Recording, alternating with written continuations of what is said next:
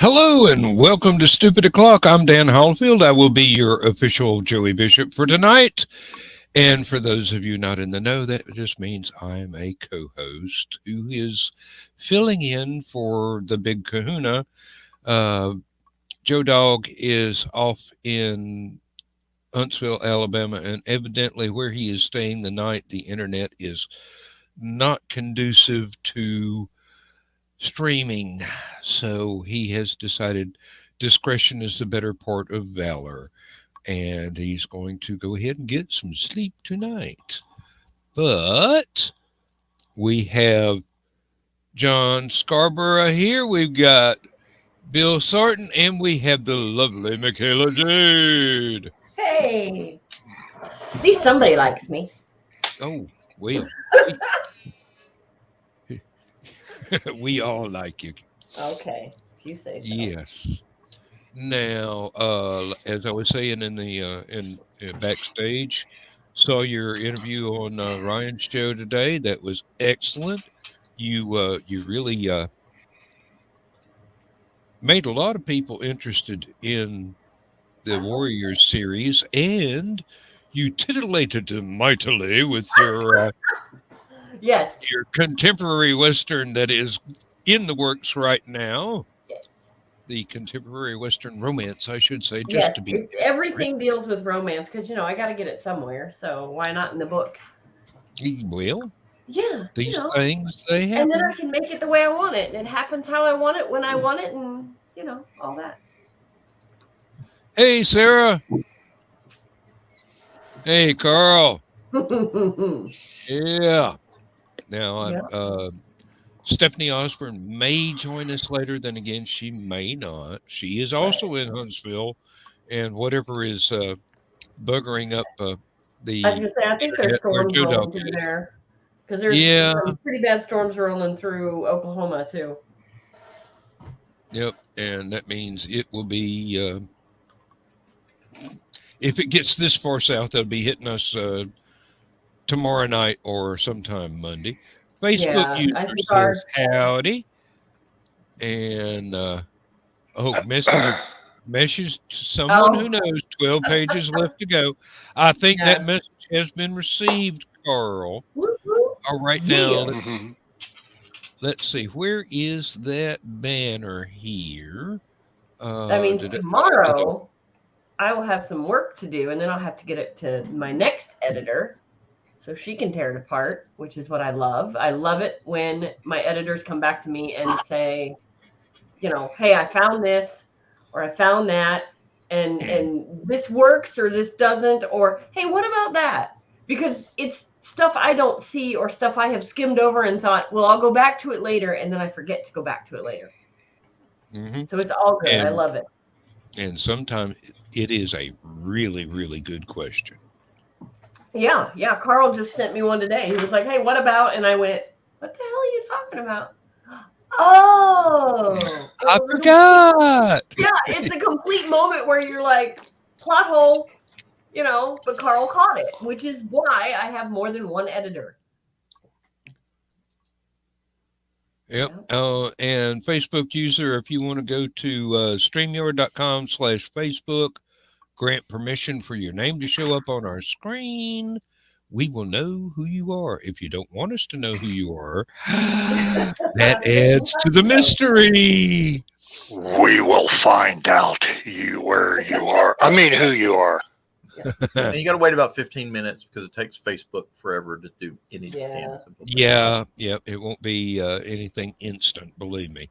There's no such thing as instant gratification online. Yes, there is. Post something Facebook doesn't like, and they will ban you like that. Yeah, they'll ban you like, yep, you're gone. They don't even question you. Hey, Donna's here. Hey, Donna's here too. Hey. Yep. Now, I know you guys are from the South, but do you guys go mushroom hunting? Morel mushroom hunting? Yeah, but only when I'm out west. I used to know some guys that went mushroom hunting, but they restricted themselves to dairy cattle fields, and they were after a very specific mushroom. Yeah, no, we're after morels, and for us, the season is a little bit early yet. But we thought, well, we'll take a shot. It's supposed to be almost 90 today. And it was. So we went out, we were traipsing through the woods looking for little tiny mushrooms, and we didn't find any. So for our spot, it's a little I had bit seen a news thing that they were more difficult to find in the last couple of years than usual. It depends on the weather. I mean, it has to be absolutely perfect because you need ground temperature that's warm, nights that stay relatively warm. So, I mean, it's got to be perfect. If the ground you're looking at, you know, last year had mushrooms, this year it should, doesn't mean it will. It really depends on if Mother Nature did it just right. I imagine the humidity is very important as well. Sometimes, but not as much as you would think. It's that ground temperature. That's the key. Like you can have all the sunny days you want to have, but if your ground temperature is still too cold, your mushrooms aren't going to pop. It's got to be, the ground has to warm up first.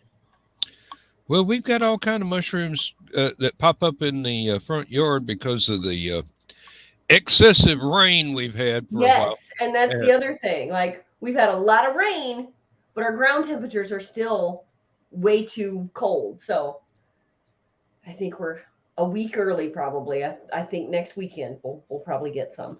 Well, I strongly suspect what we have growing in the front yard is not one of those edible more than once kinds of mushrooms. Oh, yeah, probably not, no. What you have growing is probably growing in a ring, and they look like portobellas, but they're not portobellas. No, they're not, definitely not portobellas. And if they're growing in a ring, I ain't stepping inside of it because I have read Irish mythology. Yes, bingo. Do not step inside that fairy ring. Mm-hmm. I had a guy when I was doing the lawn care stuff because my job was to fertilize. He had the most pristine lawn you've ever seen in your life in his front yard. In the backyard was a different story. But the front yard, he kept it very, very nice. And the one day I show up and he says, hey, I've got a problem. And so we go over and he's got a fairy ring in his yard. And I said, well, I've got 2 questions for you. How often do you water? And was there ever a tree right there? And he goes, oh, yeah. A few years ago, we had a tree there. We had it cut down. It was an old rotten tree, and we finally had it cut down. That's why. Mm-hmm. And he's like, well, how do I get rid of the mushrooms? I said, they're a natural process. The mushroom is telling you you have enough nutrients in the ground. That's good. That's a good thing.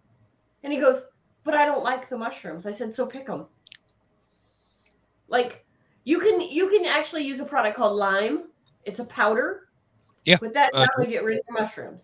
But again, it's good. It means your lawn is doing well. It has all the micronutrients it needs. Like, what are you bitching about? Go pick the mushrooms. Like, nope. Gotta have that pristine golf course. Hey, Christopher. And never heard of a fairy ring. That is a circle of mushrooms that nobody can explain except Michaela. And but it's only sometimes. Like sometimes no, there was never a tree there, you know. But yeah, if you the theory is if you have a fairy ring pop up in your yard, it's good luck. Just don't step in the middle of it. Yeah, and then you would be prone to being carried away to Elfland somewhere. Yes. Which is not necessarily the fun and games that some books and movies. Yeah. I think like Graceland? Graceland? No. I don't know. What's Graceland like? Because Graceland was run by a guy named Elvis. So, you know. Well, yeah. There you go. I've heard that theory, ironically. I've heard that theory. He was an elf. I'm like, I don't think Elvis was an elf. I don't. But okay, run with it. Mm-hmm. It's written in Elvis. It says, hey, pretty mama, how about a fried banana sandwich? Okay. Well, he was mesmerizing, which is one of those things. That's what I've heard. The glamour sort of thing. In the oldest meaning of that word. Yes. Sort of like hypnotic. Rather than if you read fantasy books, a lot of fantasies will talk about a glamour. Mm-hmm. Obsidian Hearts, in fact, if you read that one, That one. In it talks about like the magic of Avalon. If you've ever heard of the Isle of Avalon or the Isle of Apples, that magic is in that book. So if high fantasy is your cup of tea, Obsidian Hearts is your book. Avalon is one of the uses of Avalon is the Isle of Avalon was where when King Arthur fell in battle against Mordred in the last battle, he was carried off to Avalon to sleep until England needed him in their darkest hour. Yep. And they've had some England dark has ones their darkest since hour. then, Rumor is that he will come back and save the day. Mm-hmm. Like, okay, all right. Yeah, About time now, anytime. There is a present member of the royal family. One of his names is Arthur. Mm-hmm. Unfortunately, he's rather young. Well, that's so. Spoiler alert for my books. I used the name Gareth for Hawk's second in command. Just it sounded good. That's what I went with, right? Didn't think anything of it. So as my story goes along, you figure out that Hawk's parents are immortal as well. So he always thought he was cursed. He's not cursed. He's immortal. That's what they are. So his dad served King Arthur. Now, one of King Arthur's knights was Gareth. Yes. Now, I had studied King Arthur and his knights before, but apparently not enough, because I didn't know Gareth was one of their names. I made Gareth up out of my head. Like, I didn't use a dictionary, didn't use nothing. Tell me how that's possible. Yeah. Like, that's just too weird. Come on. Oh.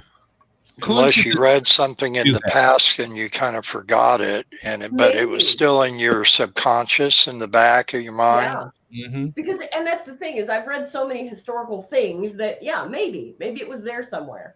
Mm-hmm. But it was just kind of neat that I had made my story go in that direction, and then I find out that Gareth was actually one of the names of the Knights of the Round Table. Mm-hmm. Like, oh, that's cool. So it all fits in, and I didn't even practice. Yeah, there's a lot of Arthurian stuff that comes out kind of sideways in other people's books. They have been influenced by it, even if it's just Geoffrey de Monmouth. Was that the right one? The one that wrote the Arthur, the main tome that everybody uses for research, the main Arthurian legend thing.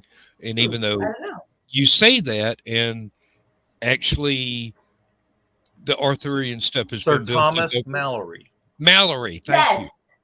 I've heard that name. Yes. He was actually a character in one of those let's modernize stuff and put Queen music behind these Arthurian combat scenes. Satire? Yeah, well, I don't think it was satire. I think it was just, this will make money. Yeah. What movie was that called? That was called A Knight's Tale. Yes, it was. Okay. I could not remember. Thank you. So here's the thing for that, right? I'm a history buff. I love my history, right? So I see this. I'm going to date myself here, but we went to the movie store where you rented the videos, you took them home, and you put them in your DVD player, right? So we go to the movie store. I see A Knight's Tale, and I'm thinking, oh, cool. All right. So we take this home. It starts to play, and I'm like, what the fuck is this? That wouldn't have happened. They wouldn't have. They're making that up. That's not. And of course, my husband is like, honey, it's a joke. It's a comedy. I'm like, oh, well, I don't want to watch this. Well, turns out I watched the whole damn thing, and I was like, well, it is kind of funny. Thank you, Carl. Yeah, there's another one just like that. Well, not just like that, but in a similar vein, Time Bandits, which is a Terry Gilliam movie, and he was in Monty Python. And then there is the third Evil Dead movie. That's the other movie that everybody says I should watch is Monty Python. Okay. There's a lot of good ones. Holy Grail is neat.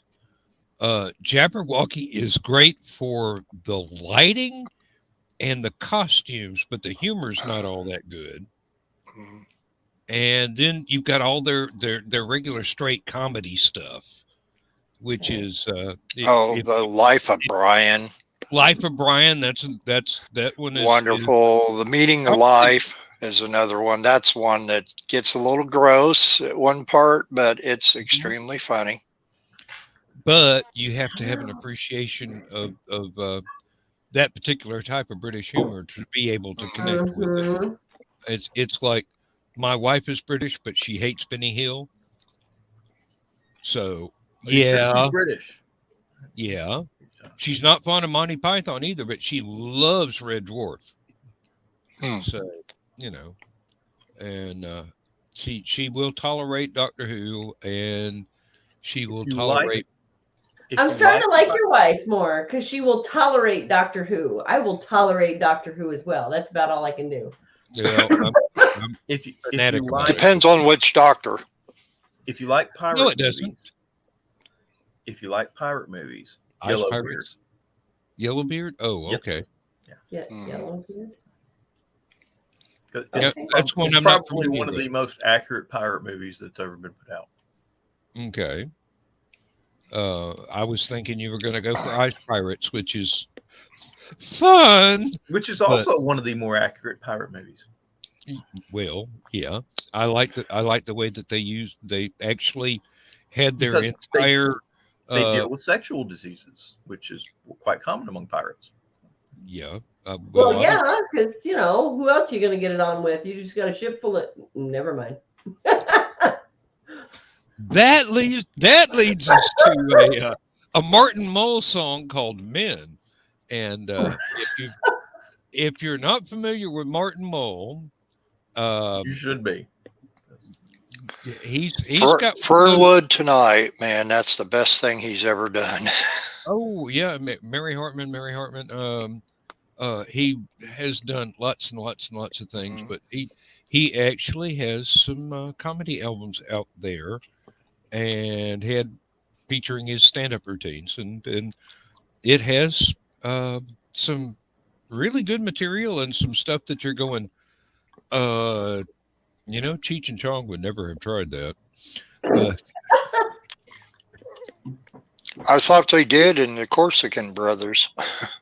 Oh yeah, that's another one. That's another reason you should watch Yellowbeard. Well, the Corsican Brothers are in there. Yes, sort of. Sort Cheech of. and Chong are in it. Oh, okay. And hey, Donna, I just tonight we cut our dish because we used to have dish for TV. Yeah. So $200 and some odd a month for watching 2 channels. Yeah, I was like, yeah, that's dumb. Let's get rid of that. So we did, and now we have Netflix or whatever. We're scrolling on our phones all the time. But Netflix has a show called Vikings that was on. What was it on? Stars or something like that? I don't know. But I caught like a couple episodes of it, and I thought, oh, this is interesting, but I never did follow it. Well, so tonight I got to watch the very first episode, and I was like, oh, this is pretty good. It is highly acclaimed. It really is. So Vikings is one that I'll go back to. Yeah, it's not one that I have delved into myself, but I have read lots of people who really, really enjoy it. That was me. I'd heard a lot about it, and it was like, oh, I bet I'll like that if I ever get a chance to sit down and sit still for 5 minutes. They need something good because it's been reported this whole past week about Netflix losing a lot of money on a monthly basis, and a couple of the news agencies even go as far as saying, will there be a future for Netflix because of how much that they are losing? Well, that's what I'm thinking. I'm thinking there's so much else that's being offered, and especially a lot of free stuff.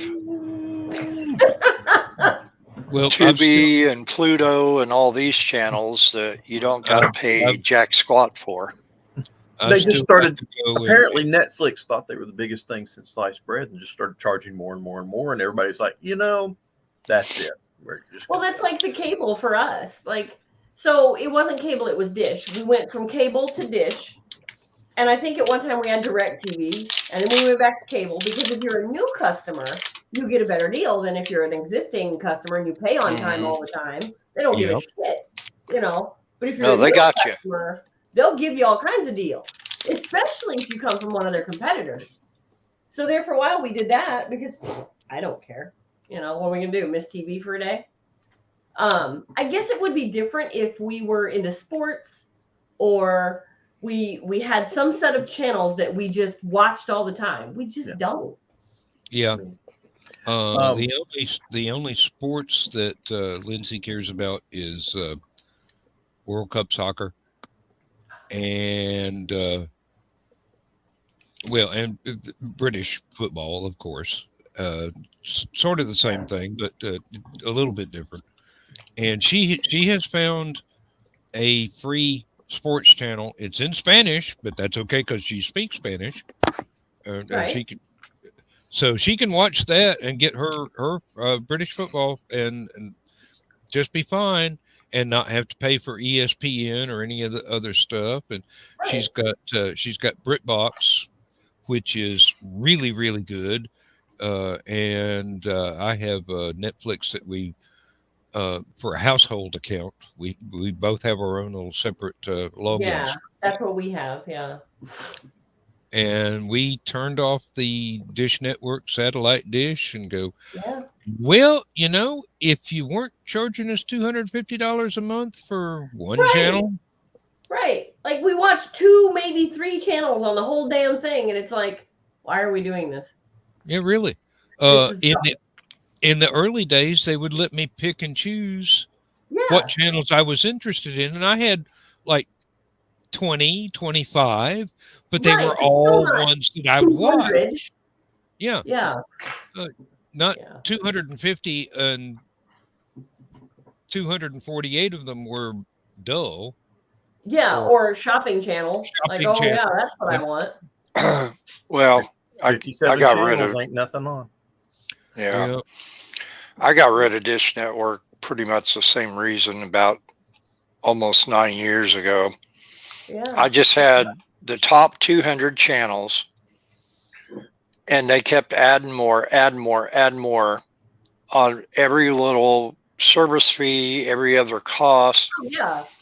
Yet when it came for getting a new receiver, and they were offering the latest, newest receivers for free for people who, just like you said, Michaela, they're new. Yep. And I say, hey, I've been with you X a number of years. How about me? Yeah. I've had the same receiver, for 8 years. Oh, we only do that with new customers and that. But you can still get it. And I said, I can. Oh, yeah. Well, yeah. Pay the exorbitant price to get that receiver. This is true. Yep.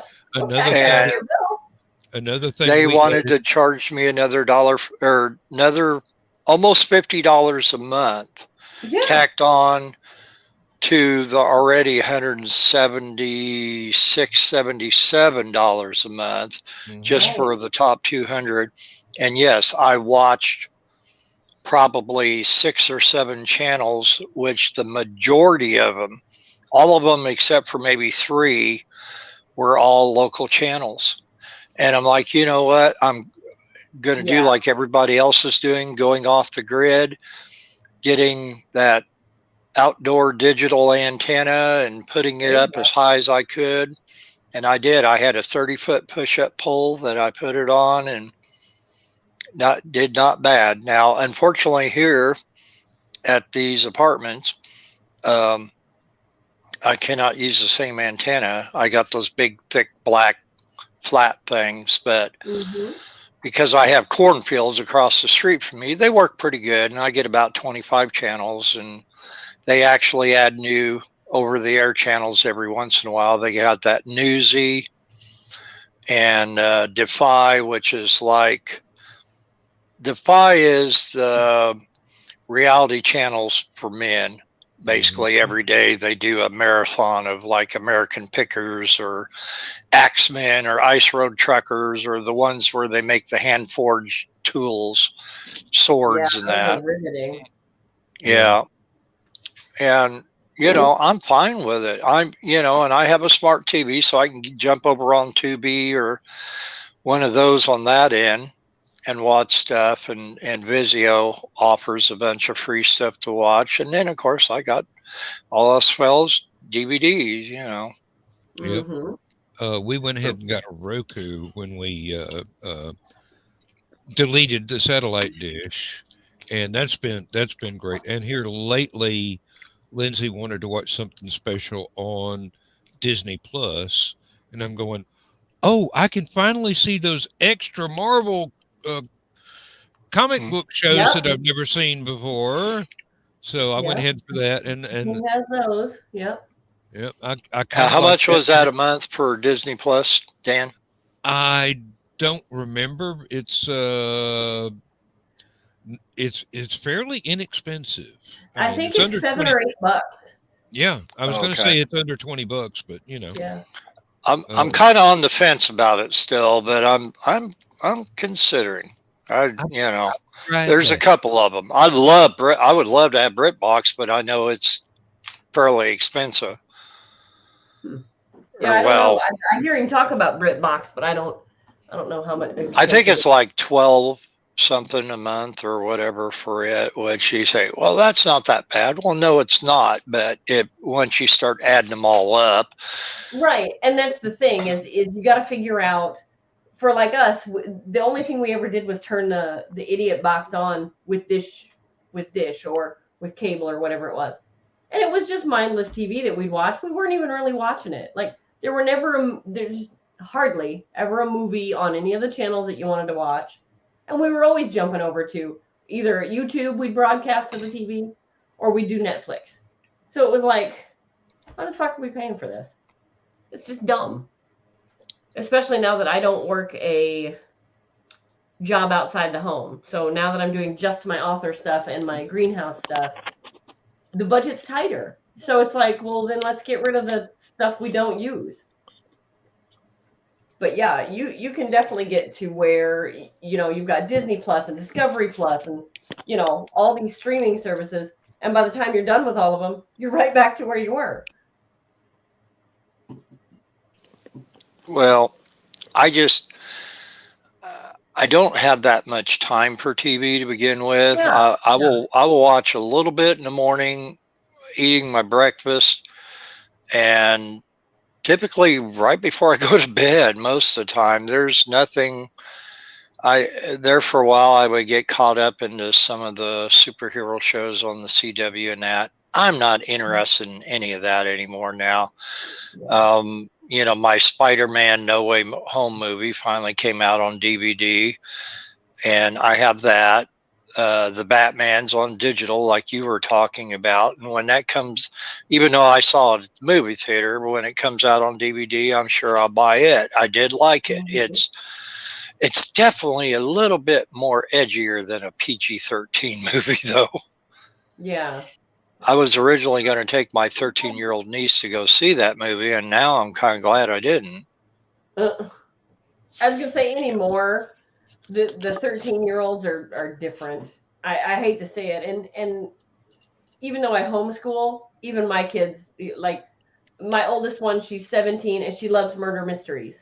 She's always reading murder mysteries. When I have her do reports for her schooling, most of her reports are about like John Wayne Gacy or Jack the Ripper, or she's fascinated by these serial killers. I'm like, okay, we're going to have to watch this one. I've been listening on YouTube. It's I'm thinking your daughter would like this. It's the audio book version, but it's on YouTube for Helter Skelter by Vincent Bugliosi, the prosecuting attorney. Yeah, for the Manson case. And it goes on and on and on. And I listened to about an hour or two last night before I fell asleep. And I thought I was going to have nightmares last night when they started getting into the stuff. Yeah. But it's really, they really tie everything up pretty good. And the insanity all of a sudden makes sense. Yeah. Well, there for a while, she thought she had figured out which one was it? The Zodiac. She thought she had that shit figured out. Like, she had figured out his code, and it was something that the investigators hadn't figured out yet. I mean, this girl dug for her information, like where it came from, who she was quoting, where the facts came from. And so she was convinced she had the Zodiac killer's code all figured out, when even the investigators and professionals doing this as a hobby hadn't figured it out yet. Mm-hmm. I was like, okay, all right, kid, go for it. And I think she lost interest. Oh, well, and here, go ahead and tell her that the last remaining Zodiac cipher was finally cracked here last year or year before last. You know, if I remember right, I think she did come out of her room the one day all excited about that somebody had cracked it. Mm-hmm. And it's really weird, but the best suspect for that case didn't match the DNA evidence left behind. But everything else except that, perfect fit. Yeah. So there are some people really upset about that, and they're trying to figure out, is there some way that the DNA got messed up? Yeah. Yep. And it turns out, yes, there was a lady who was packing the DNA testing kits without wearing rubber gloves. That got her DNA in every testing kit for at least 10 years. Oh my God. How could you be that stupid? And then why wasn't there a safety check there? Like, no one was checking her work? Come on. Because it was so early in the development of DNA testing that nobody realized it had to be done. The test kits had to be in a sterile environment. Pretty much a clean suit room like NASA would use to put together a satellite. Yeah, because otherwise there's DNA everywhere. Yeah, really. I mean, you walk into a bank. Everybody in there's DNA is floating around in the air, just little skin flakes, whatever. Everybody that's been there for 5 or 10 years. Yeah. No matter how good the cleaning staff is. And now John's got his DNA all over the channel. No, Woody caught it. Woody caught it. Okay. I wondered who that was behind you. Technically, that's Charlie. Okay. Oh. Sheen? No. I don't think so. I don't think so. The Doesn't Sheens have black hair. Have you ever seen the Sheen movie can afford better teeth. 2012. 2012. No, I have not. That's one of those. It's one of those disaster movies that's hilarious to watch. I was going to say, I think I have. It's a terrible movie. It's got was it John Cusack is the star. Well, that's not why it's terrible. No, it's I have seen it. Yes, I had verification. I don't remember it, but I've seen it. But it's great special effects. Horrible movie, horrible acting, great special effects. So, if I remember correctly, it was based on all the conspiracy theories about the Mayan sun disk calendar that came to an end in 2012, and that just is because they did things in 52-year cycles, and that just happened to be the end of the 52-year cycle that they. I mean, you're talking about stuff they were doing in the 15, 16, 1700s. Well, 1600s. Hey, look who's there. I saw you.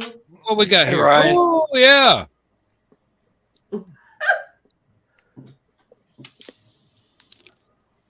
Mark, I mean Bill.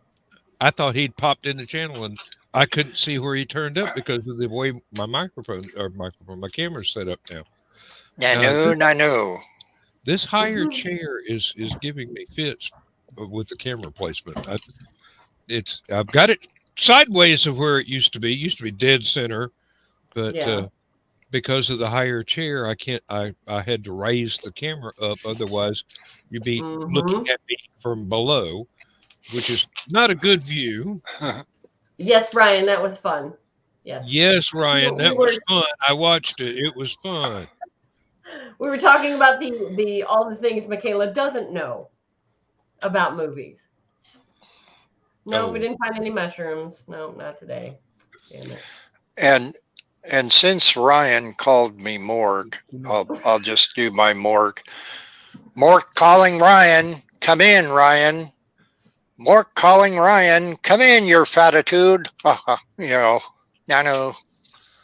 Oh, Lord. But I'll be right back. I gotta get another drink. Sure. Go right ahead. Oh, Lord, yeah. So Carl said, ooh, and I'm thinking he's picking up on something I was just about to talk about. I think that was concerning the reality shows. I think that was in response to John sneezing and me making fun of him about DNA evidence. Okay. Well, see here, I was giving Carl credit for reading my mind or something, but you just blew that out of the water. Thanks a lot, Dan. Well, you got to pay him to read your mind. He is a professional now. Yes, Ryan, you got to read my books. Yes. Well, all I can say is what I thought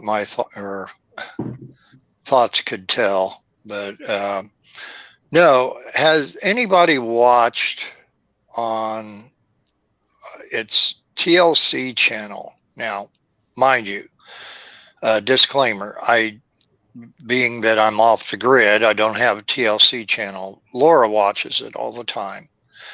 And it's Dr. Pimple Popper. I saw that was a new show, but no, we don't need that. I've heard of that, and the gross out factor just turned me off. Well, I mean, not that I would watch a reality show about doctors anyway. Yeah.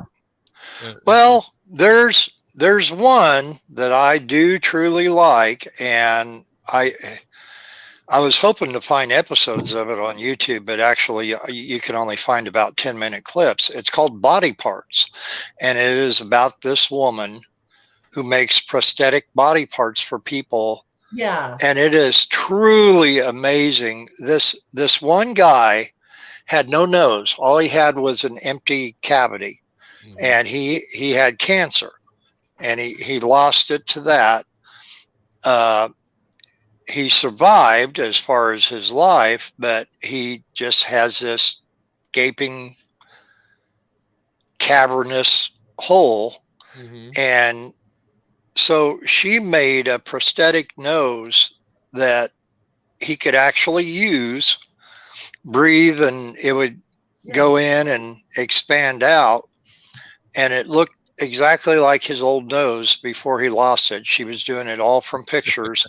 And this woman is better with these prosthetics, I think, than a lot of these ones that do them for special effects for sci-fi movies and that. Well, when it's your profession, you spend a lot of time perfecting the art. Really? Yeah. Oh God. Now, Ryan, yeah. I've got your nose. I've got to correct you on that one. Michaela doesn't watch anything unless I tell her to. Excuse me, son. I know Michaela. She don't do nothing anybody tells her to. She does what she wants to do. With the exception of Andy. Andy is the almighty, if you will. Like that man says jump, I ask how high, usually. Yeah. Yeah. I give him a lot of grief. Well, I give him a lot of grief, but yeah, the sun and moon set on that man. Like, I don't know what it is. I'm stupid, I know, but whatever. Do we? I've got the button. Just I'm not sure. Is he here? Is he not here? It's the invisible man. Oh no. He doesn't seem to have a camera. Well, see, Brian, I have a friend who texted me after watching the show, and she says, "Honey, we're gonna have to sit down and watch 80s shows with you." Stephanie! It's starting to look like the Brady Bunch. Yeah. Hey. Yes. So I do have a friend who is willing to sit with me and watch these horrible 80s shows that I am told that I'm supposed to watch. I don't know. Whatever. Because like there's, what are some of the titles I can remember? Breakfast Club is one.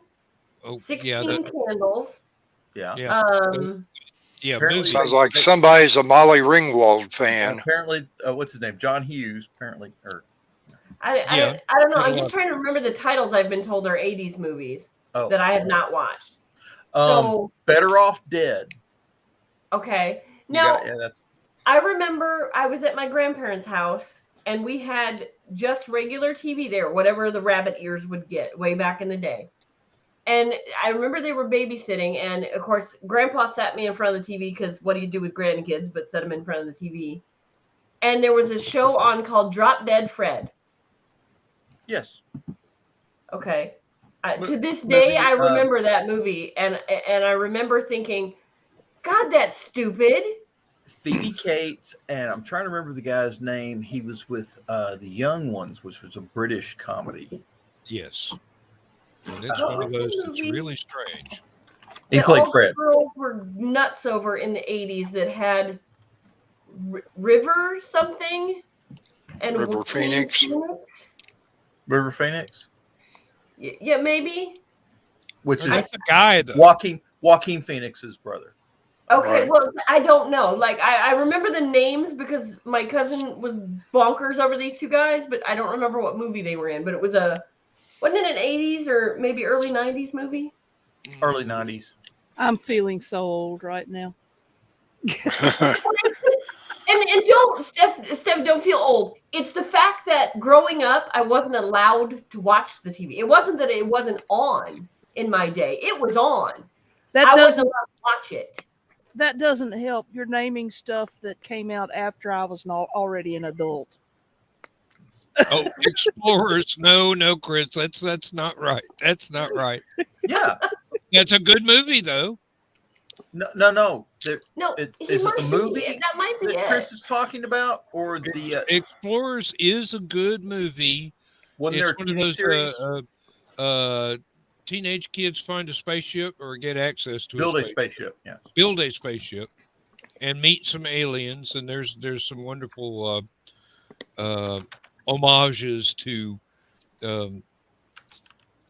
famous movies, successful movies. Rather. Well, was River Phoenix in the Young Gun movies? I know Emilio Estevez and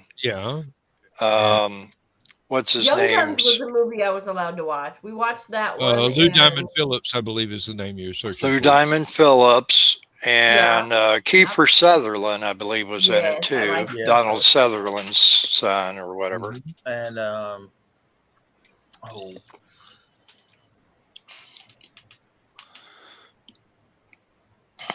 there's one other one. I'm trying to remember his name. Stand by Me.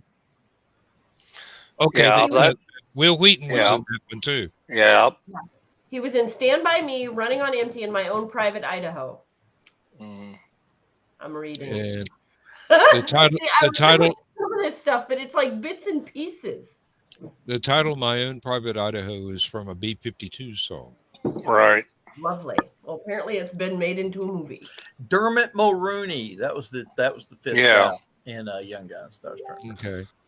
And the way that movie was made, they were trying to do the younger version of The Dirty Dozen or something like that has all this blockbuster movie that's star-packed with all the biggest actors at the time. Mm-hmm. Oh, Lord. Patrick Wayne was in it. Google is my friend, Ryan. Okay, I saw your comment. John Wayne's son, Patrick, was in it too. Patrick, yeah. He played Pat Garrett. Oh. Willow. There's one that I know. Willow, The Neverending Story, and The Dark Crystal. I know those. There is supposedly a sequel to Willow in In the work. in pre-production. That's what I heard. He's going to be a big fat Willow. No. Oh, have you seen him lately? Okay. Here's where I'm at, guys. When I was a kid, I remember going to the theater. This was a big deal because we couldn't afford it, right? So I went with my aunt. She was able to take us kids, and we went to see Benji because it had just come out in theaters. Yeah. I know, exciting life, right? Speaking of, I like Benji movies. There's nothing wrong with them. No. Different type. Another Now, movie you need to watch that's a classic 80s movie is Disney's The Black Hole. Disney made a movie called The Black Hole?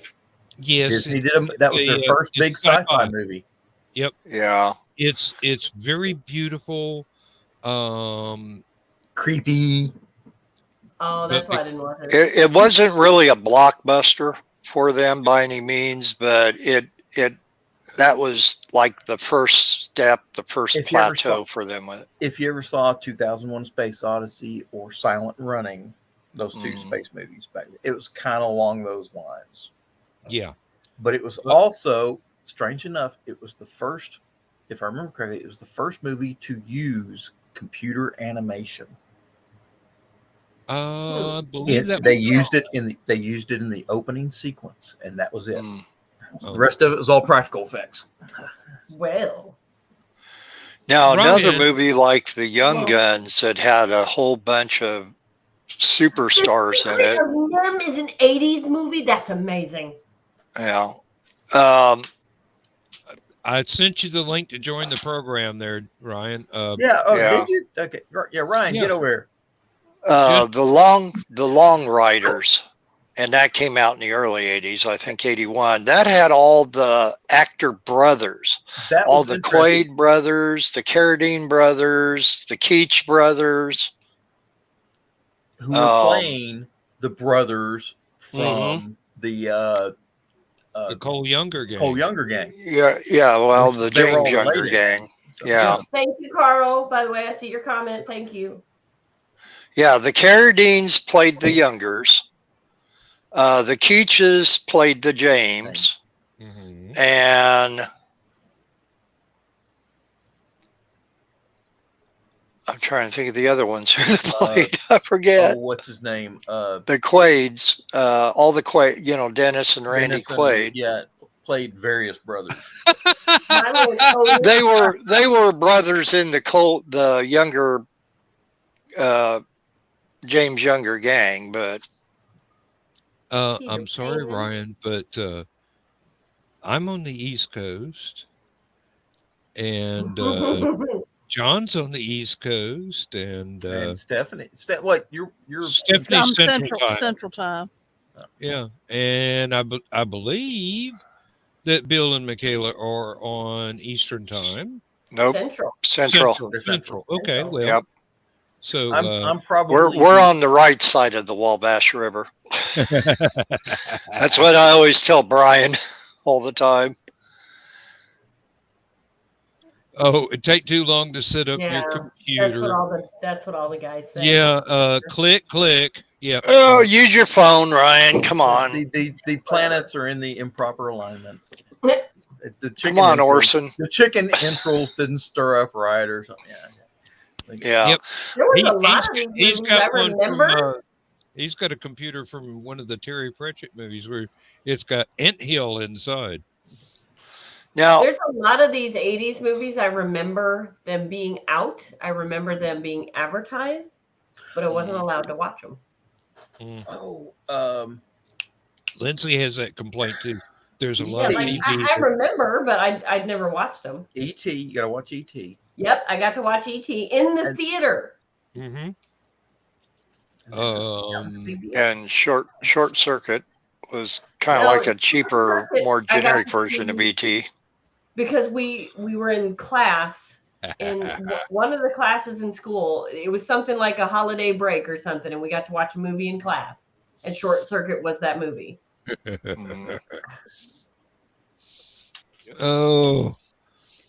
Are we sticking, since I came in late, are we sticking with strictly science fiction fantasy genre, or are No, we... just 80s.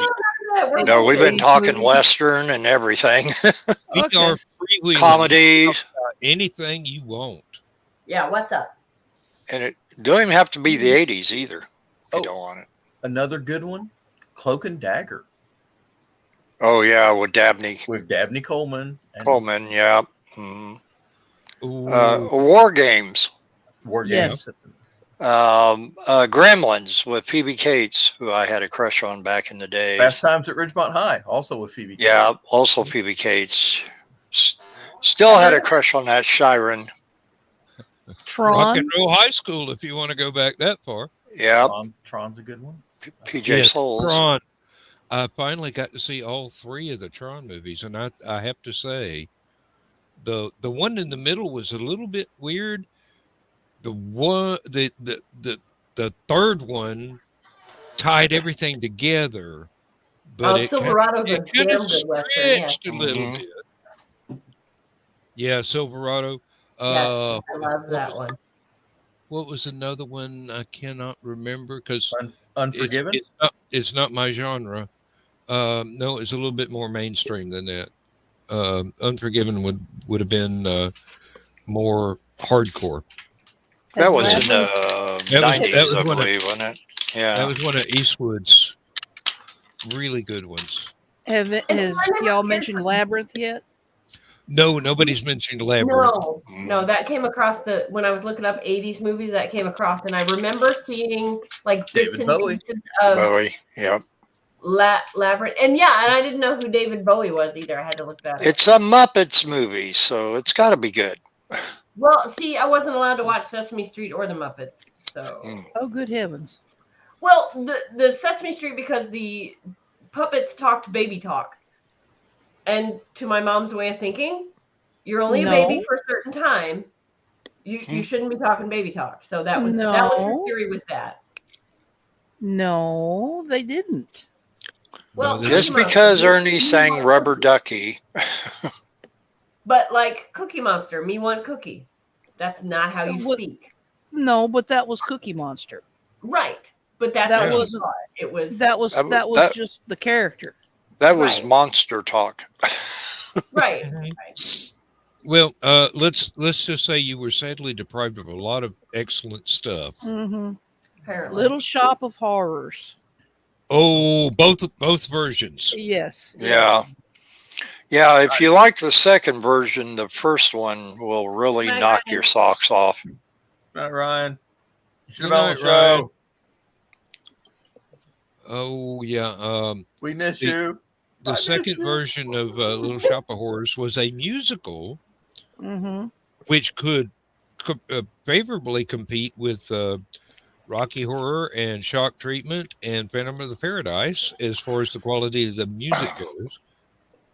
And the first version was a Roger Corman.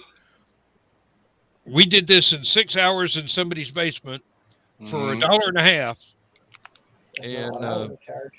and made $1 million. Oh, speaking of Roger Corman, yes, Battle Beyond the Stars.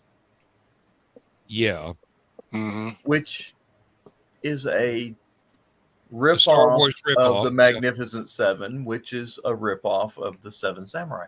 So it's like you get 3 movies for I one. thought the Magnificent Seven was a ripoff of something. I was like, I remember something about. was it a Kurosawa movie? It was. Yep. Yeah. Seven Samurai.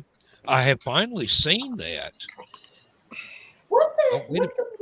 There was a movie that came out just recently that was Japanese in flavor, let me say.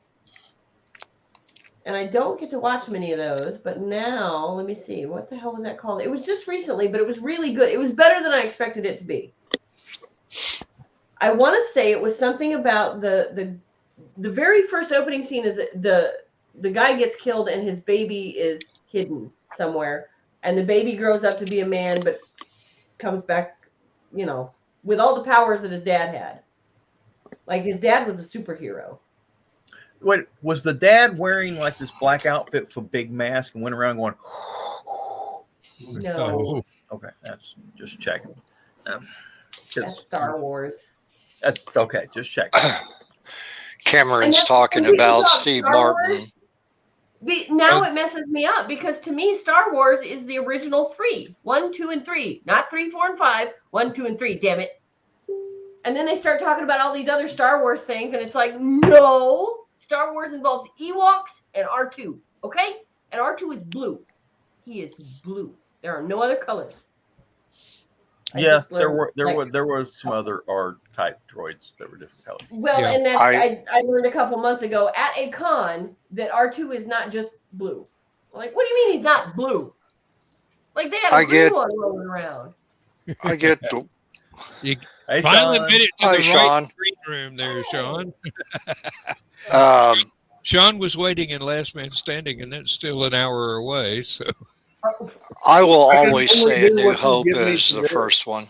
I gave you both links, Sean. Don't just because you picked the wrong one. Don't I'm blame sorry. me. I'm going to wine. Sean was waiting for the Jimmy Jean sausage links. So Actually eating Wow, it's the not Joey's breakfast lasagna. yet. Jeez. There you are you a Bob Evans fan? go. Yeah. I don't have a Bob Evans. We don't eat. Well, I guess they do in Champagne still, but Oh, and we got the two real geeks and watching this. So this is great. stop Yeah. calling people names, Dan. Come on. Hey, They're that's the name. they're That's the name. they're watching our show, and you got to call them a geek. Come on, really? Hey, we're all bozos on this bus. Bill, I'd like to point out that you're on a show called Stupid O'Clock. Yeah, So I wanted to point that out real quick. just as a reminder. All I got to say is, who's your favorite clown? I hate clowns. And you got to. Everybody's supposed to say in unison, "Bozo." Yeah, well, And then you go, "Hey, that's me." only a few of us are that old, Bill. Well, Bill, I hate to say this, my favorite Okay. clown was Ronald McDonald because he had hamburgers and fries. Yeah. robble. Oh, y'all got Janice laughing her ass off. Well, tell her to put it back on because she might need it later. Duct tape works wonders for that. Yeah, handyman secret weapon. Super glue. It's super Yep, cool. I was gonna say. There you Gorilla go. Glue. Oh, You want A it. You want it to seamless stay. solution. You want it to stay put, but it's got to have a little bit of jiggle. I knew somebody that took a dare and You want to say hi? super glued his ass, and then had to go to the bathroom afterwards. Oh, whoopsie. Wait a minute. It's my tablet behind. Captain Captain Spaulding. Spaulding, that was Groucho Marx. Yes, indeed. Captain Spaulding. Yeah, Captain one day Spaulding I shot was an not the elephant best in my clown ever. pajamas. Now How he we got have to my Google some pajamas, more I'll shit, never know. people. Not gonna Google shit. Tim Curry. One Tim Curry was the best clown there ever was. Oh, well, Great, now I can't spell either.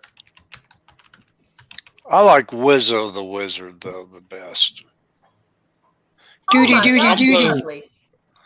Because you know who Wizzo actually was in real life? He was Marshall Brodeen, the musician that had sold back in the 70s the Marshall Brodeen card tricks and all the different magic tricks that you could get back in the day. Chattanooga Magic and Fun. Mm. Oh, Lord. So many memories.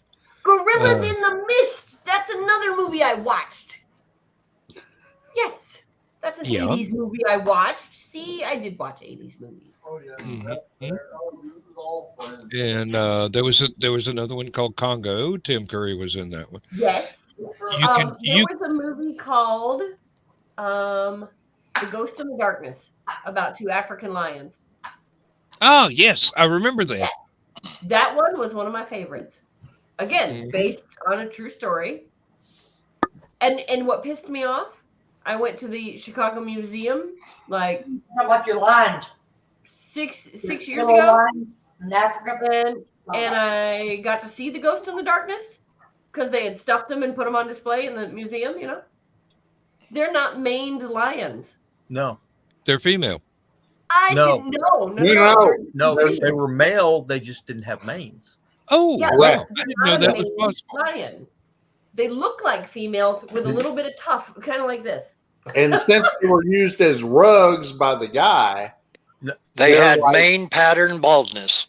yes, they did. But they're like half the size of what they were when they were actually attacking people. Yeah. But that's the thing. So- like, you watch the movie and you think, okay, well, lions. I've never been to Africa. Lions look Lions like and lions. tigers and bears. Oh my.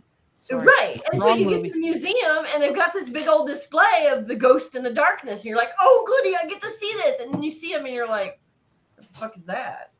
It's a cougar. That's what that is. Yeah, that's like, it's a fluffy cougar or a lion that lost his mane. What happened? Like, did somebody give him a haircut? Who let the 5-year-old? Some dietary issue made them lose their manes where they didn't have it. And it was They were probably one of the supposed to be reasons like- they were eating people. 9 feet long.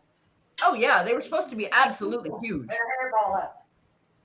Ah, yes. Thank you, Christopher. Cameron Christopher. Legend. Tim Curry. Some Mia Sarah.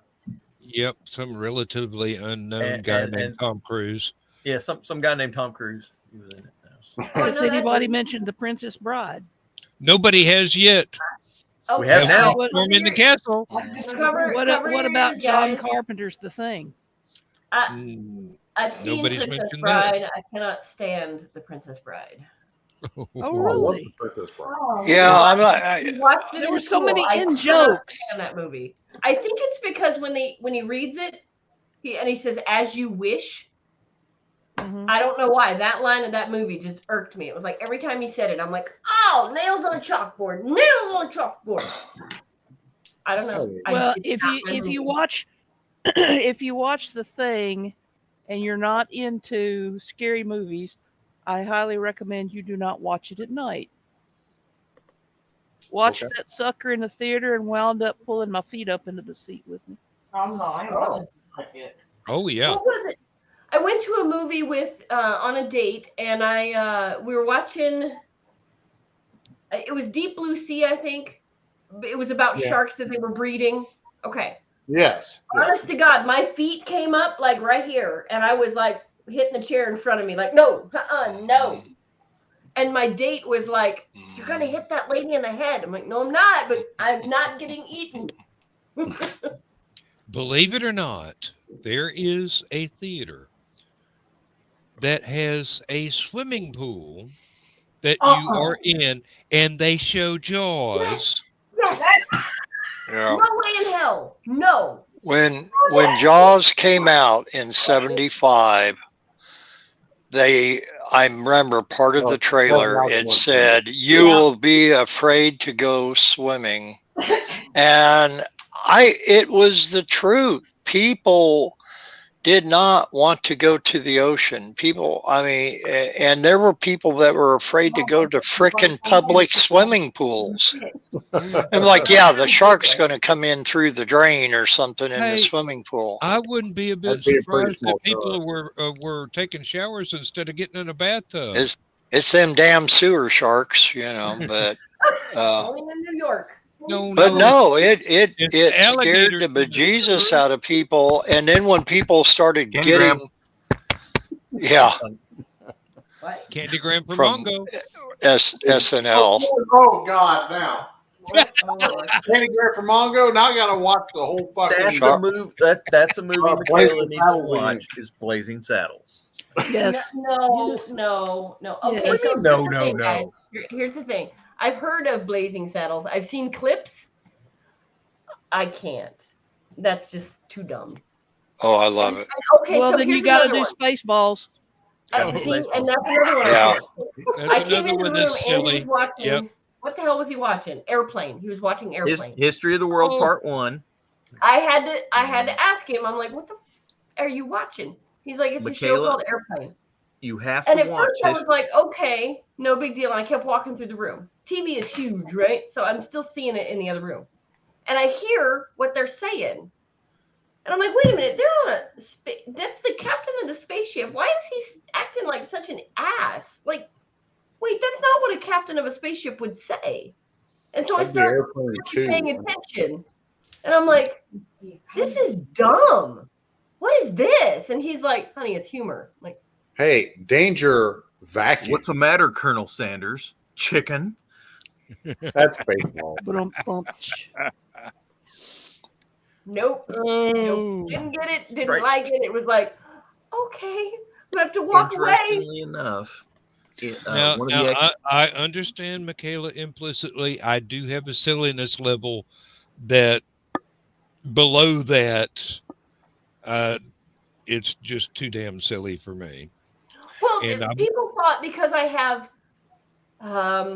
raunchy, sexy humor that I would like 40-year-old virgin. No. I think my hiccup there was it's a man acting like a boy. Like, grow up. Come on. At some point, you got to grow up. Like, you can't live in mom's basement the whole day. Like, move on. Grow up. I highly recommend Blast from the Past in that case. Guys, you're killing me. Well, you mentioned Time Bandits earlier, and I think my favorite part, in which Time Bandits is my favorite time travel movie.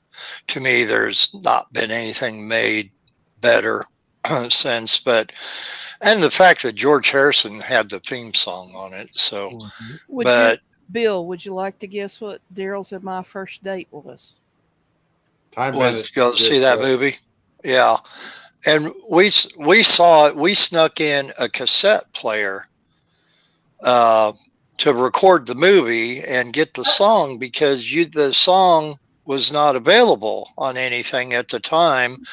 And then when George Harrison, a few years later, came out with his Gone Tropical album, all of a sudden there's a song on there and it's called Dream Away. And we're like, I wonder, is it? And as soon as you put it on there, lo and behold, there's the song from Time Bandits that George did. And you're just in three kinds of wonderfulness. You know, it was just heaven. But my favorite part of the movie, I digress. My favorite part of Time Bandits is the part with John Cleese playing Robin Hood, and how all of the poor were coming up to get something from Robin Hood because he robs from the rich and gives to the poor. And they're in a line and they step up in front of John Cleese and he says, "Oh, hello there," you know, just how he acts normally and everything, and just very British and very, you know, quaint, and gives them whatever it is, a bag of gold or whatever. And then they take a step next to this other guy, which is this kind of ugly, kind of Quasimodo looking guy. And then he just goes, bam, and knocks the poor out, just waylays the poor. And every one of them comes up and Cleese hands them something really nice. And then they step over and then the Quasimodo guy goes bam and knocks them out. And at that point, John Cleese says, excuse me, I don't mean to interrupt you, but do you think that's absolutely necessary? And the Quasimodo guy says, yes, yeah, I'm afraid it is. And it's just typical wonderful Monty Python humor through it all. You know, I mean, there's touching parts in the movie. You know, when Kevin goes to see the one guy that he actually does not want to go back to his own time, he wants to stay with him because he treats him more like a son than his actual parents do. That was Sean Connery. Sean Connery, yeah. Agamemnon. Yeah. Yeah, he was doing Zardoz, but doing it well this time. Well, and it's something you know, and later on where he's looking at the Kevin's looking at all the pictures that he took with the Polaroid and looking back on it, you know, you could almost tear up a little bit because he's missing him, you know, that this is where he really wanted to be. And but wasn't Tim Curry included? Yes, he was. He was indeed. He played the butler. Don't touch it. It's evil. Yeah, it's evil. And the man, I can't remember his name right now off the top of my head, but the man who played God at the end, because, you know, all through the movie. I'm sorry? Morgan Freeman? No, in Time Bandits. It was an old Englishman. I don't know who it was either. He would almost put you in mind of what's his name from the Paper Chase, John Gielgud. Yeah. No, Gielgud was many years earlier. John Huston. Anyway, you know, Mr. Williams, the theater needs you. I'm going off to sell Volvos. Well, whoever this guy was, he was much like him. But see, in the beginning, you know, all through the movie, where he's chasing all the Time Bandits. Oh, Tony J, the man with the most fantastic voice ever. Tony J played the Supreme Being. Okay. Oh, yeah. Okay. When I read my Spaceport Bar stories that have the Collector in them, Tony J is the voice of the Collector. All right. Well, if you think about it, the way they put him on through most of Time Bandits, where it's this big, huge face, and it's like, return the map, bring back the map, and they're chasing through all the different time portals. And then you see him, and he's the old elderly gentleman. I mean, that's right out of The Wizard of Oz. You know, from the Ralph Richardson. Yes, Chris said the same thing. Okay. Yeah. Oh, wow. Now, what else can we frustrate Michaela with as far as movies before? Hey, I'm making a list. No, I came in late. What do you get frustrated with? Oh, no, it's not that I'm frustrated, but these guys are frustrated with me because I didn't get to watch a lot of the 80s movies that they're all like, oh, these 80s movies are really good, and they'll talk about them endlessly, and I'm like, I ain't got nothing. Of course. Well, we're not frustrated. We're just hoping to enlighten you and find something that you would actually enjoy. Ralph Richardson played the Supreme Being. Oh, okay. The other fellow did the voice, and then they had someone else did the face, and they had somebody else do that. Okay. Figure that one out. That sounds like Baron Munchausen. Well, there was the guy that actually showed up at the end where Evil did pretty well and that kind of shit. That was Ralph Richardson. Yeah. And who played Evil again? I'm trying to think of his name. David Warner. Yeah, David Warner. Yeah. He was excellent in that. Yeah, he really was. Lindsay has been watching the Horatio Hornblower with David Warner as the very British, very strict, very casually evil captain of the ship. And she's going, I hate that guy. And I go, And for those of you who aren't familiar with Time Bandits, Ralph Richardson also played the Master Wizard in the movie Dragon Slayer. Oh, wow. Okay. Yeah. I just downloaded Dragon Slayer because I just created a NAS box for myself. Yes, he did. And I went, ooh, now I have so much freaking. He was in that. Strange enough, he was in Dragon Slayer the same year he was in Time Bandits. Yeah. 1981. He was in a lot of movies that required a British villain that another famous actor who has just recently passed away. Dragon Slayer being you must destroy the amulet while I'm still alive. That Dragon Slayer? That guy, yes. Okay, yeah, I got it. Okay, and since I'm in everything is all about cereal and cartoons to me. I think another great 80s movie that Michaela ought to write on her list is Heavy Metal. Yep. Oh, definitely. And that has the best soundtrack in the world. No doubt. No, I agree. That absolutely has the best soundtrack that there is. Now, Heavy Metal 2, the soundtrack is just as good, but the plot of the animation was nowhere near. Now, but if you like Heavy Metal 1, the first one, there's another animated movie, because yes, I didn't really care for Heavy Metal 2 very much. After that, I think they kind of the writing and everything went a little bit down.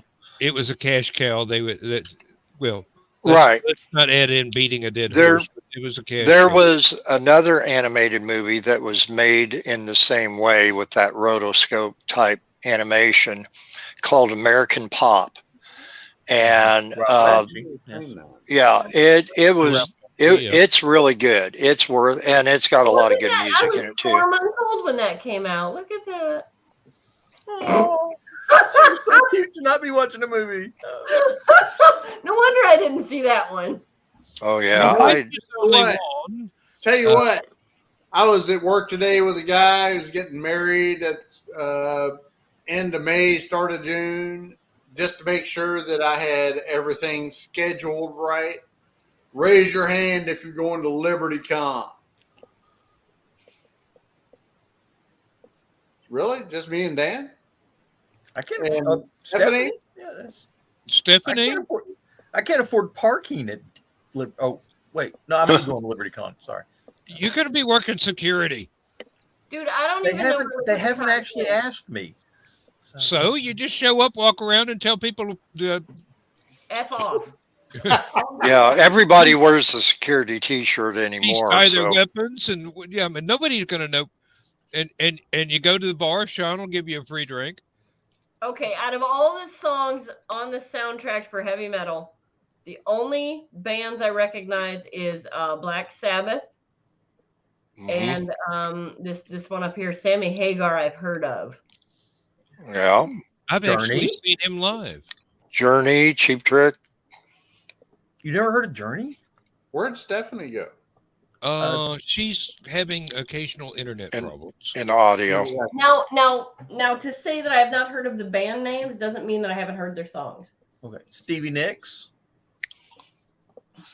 Actually, that Journey song was probably their best song ever, as far as box office, Billboard wise. Yeah, Devo. Oh my God. Now wait a minute. Devo was probably way before Michaela's time.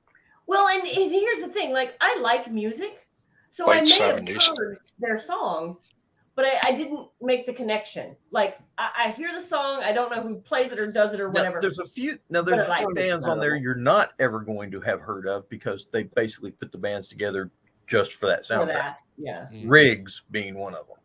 Oh, yeah. Okay.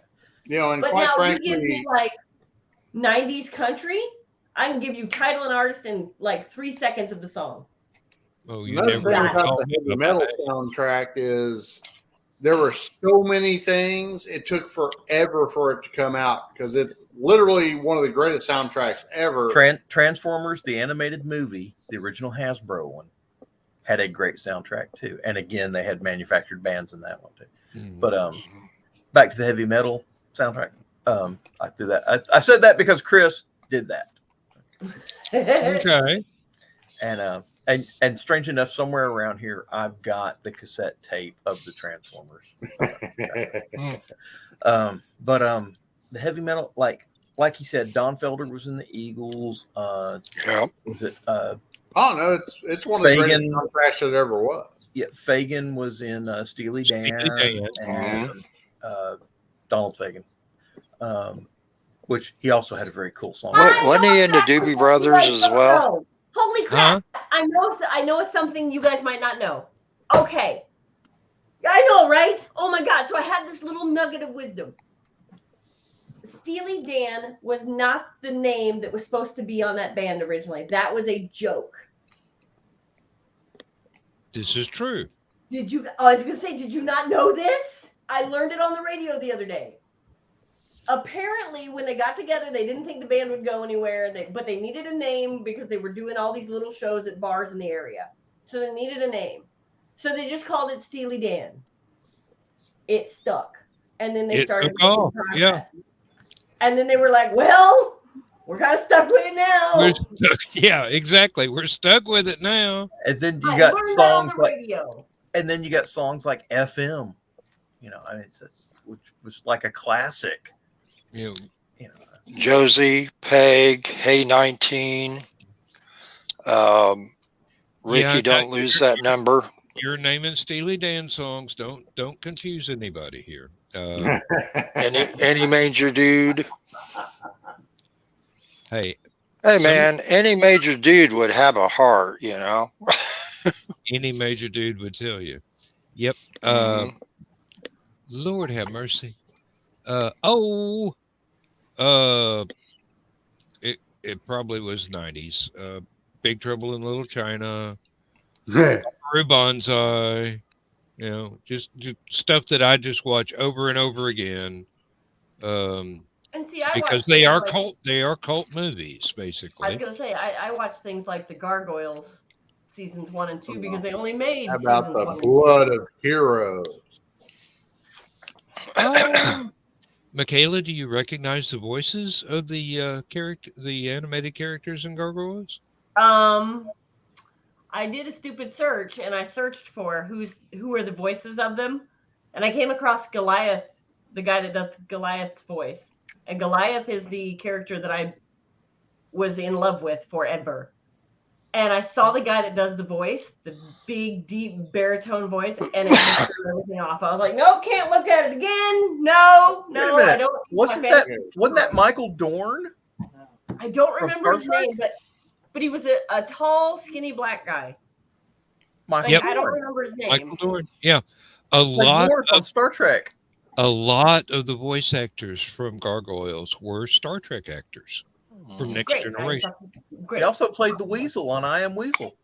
What? Michael Dorn did the voice of the Weasel on I Am Weasel. Oh, I need to get off this. I know. I did. So when we were watching Star Trek, Geordi was the guy that did Reading Rainbow on PBC. Yes. Yes. I know that David, dude. Chris Walker was talking about David Keith. I think his name was, the black guy from They Live. I thought it was Lou Gossett Jr. No. Okay. Well, my memory is not perfect. And Enemy Mine, another good movie. Since you're talking about Gossett Jr. And that had one of the Quaid boys was in that. Yeah. Enemy Mine was a good story, not really a good movie. If you've never read the story, I have not read the story. If you've never read the story, the movie was a good introduction to the actual written work. It was not. I'll read it. It was not word for word, but it was. The bad thing is I have to open the store in the morning. Oh, so you got to head out. Bye. Bye. See you, Sean. All right. I'll catch you all. I'll try to come in more often as it goes, but right now I really need to crash or eat something and crash so I can open the store in the morning. Okay. All right. Thanks for having me in. I totally appreciate it. Thanks for being here. Thanks for showing up. Good night.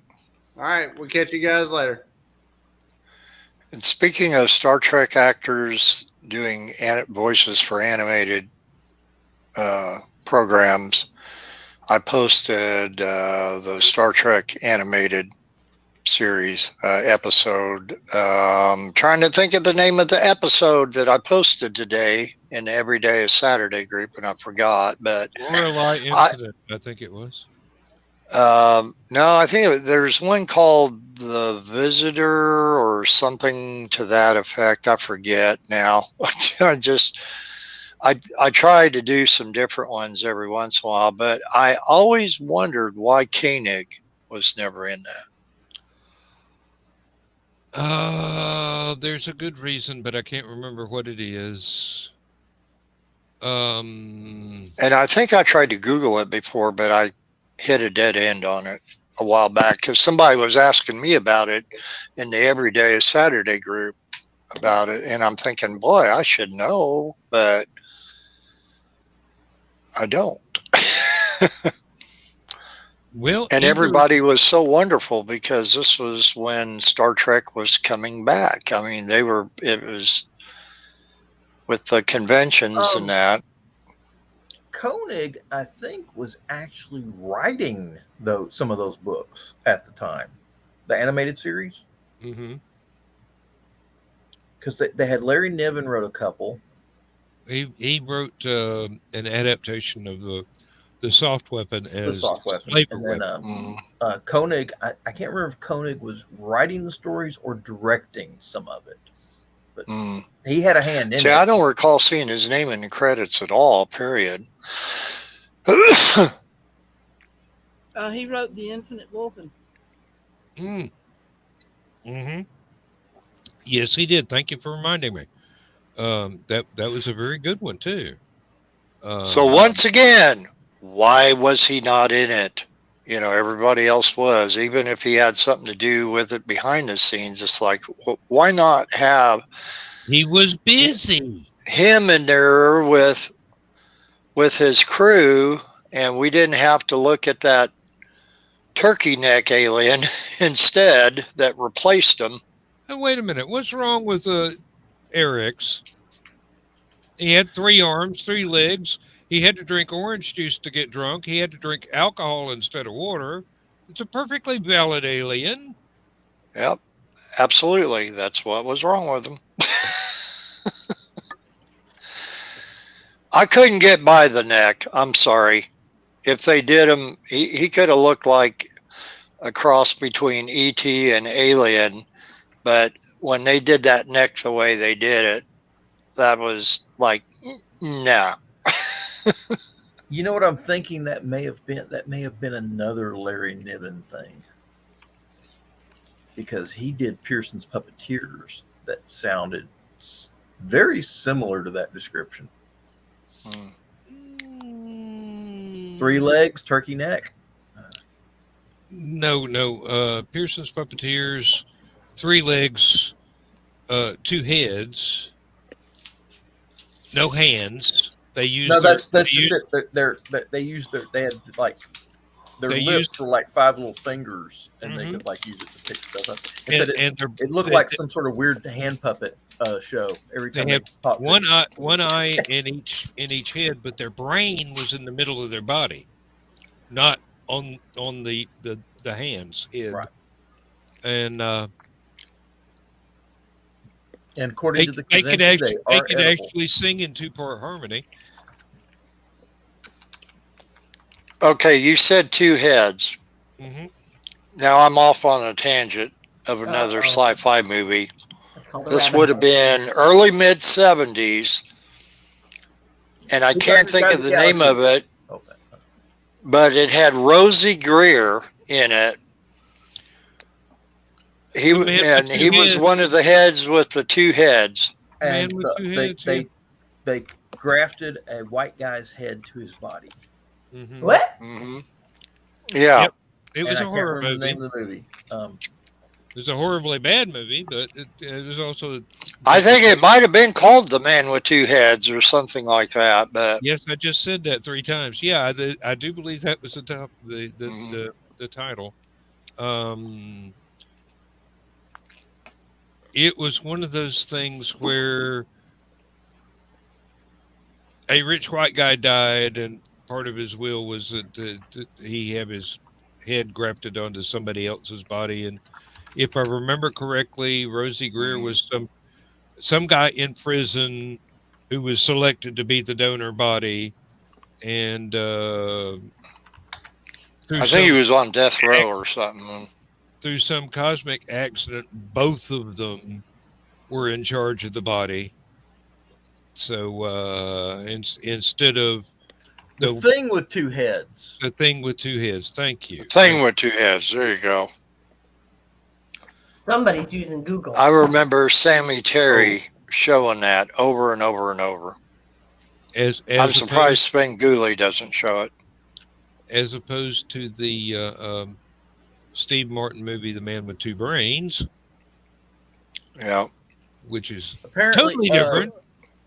Ray Milland played Maxwell Kirshner, who was the head. Mm-hmm. Oh, Ray Milland, yeah. A very famous horror movie actor from back in the 60s, probably even in the 50s. I'm not sure how far back his career was. He was in such famous... Oh, he was in Battlestar Galactica, actually. Let's see. Let's find some of the really good horror movies. Oh, wow. 50s, 40s, 30s. Oh! 20s. Oh, wait. Moulin Rouge. Isn't that that was a horror movie. The Man Who Played God. Bolero. The 1934 Bolero. Oh, okay. Jackie Chan in London. The reason why Koenig was not in the animated series is because they didn't have a budget large enough to hire him too. This is true. Wow. He did get offered a second script after his first script did well. However, he did not enjoy the process, the writing process, and he turned it down. Mm-hmm. I would have rather seen him than George Takei. Be quite truthful. If I remember correctly, they were going to use stand-in voice actors for some of the classic characters. Oh dear! And Nimoy insisted that the actual actors got to do their own damn voices. Good for him. Yep. But there's one. Well, when they did the another one of those situations, he was not going to do it unless they treated everybody else fairly and let them do their own voices. Well, in the 1960s Beatles cartoon that was out, they had other people doing the voices of the Beatles because they thought those people wouldn't be able to understand those Liverpudlian accents. And, so since it was all aimed at kids, radio. Yeah. And, they would play the actual Beatles songs and everything, but, they would have these weirdo actors. And then, of course, you turn around and the same damn thing happened for Yellow Submarine. Oh, yeah. And it's like, what the hell? Be right back. Time for another beer. Always time for another drink. Oh my I God. think mine's empty too. Yeah. Ted Knight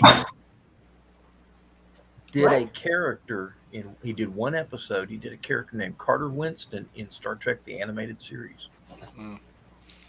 Ted Knight was big animated voiceovers. Meanwhile, at the Hall of Justice, that was always Ted Knight saying that. At the Hall of Justice. That was me just then. That wasn't Ted Knight. And he basically was doing his same voice that he did for his character on Mary Tyler Moore when he did those. The Ted Knight on Super Friends and all that. Yeah. Him and Olin Sewell and Casey Kasem as Robin the Boy Wonder of all people. Until Filmation finally buckled down and Filmation finally buckled down and got Adam West and Burt Ward to do their Batman series, which actually they reused old film footage of the late 60s Filmation Batmans. They did Batman and Superman and Justice League of America and the Flash and Green Lantern and all. And that's all they were doing. They were just recutting all the film on that to make a new episode for 1977 or whatever.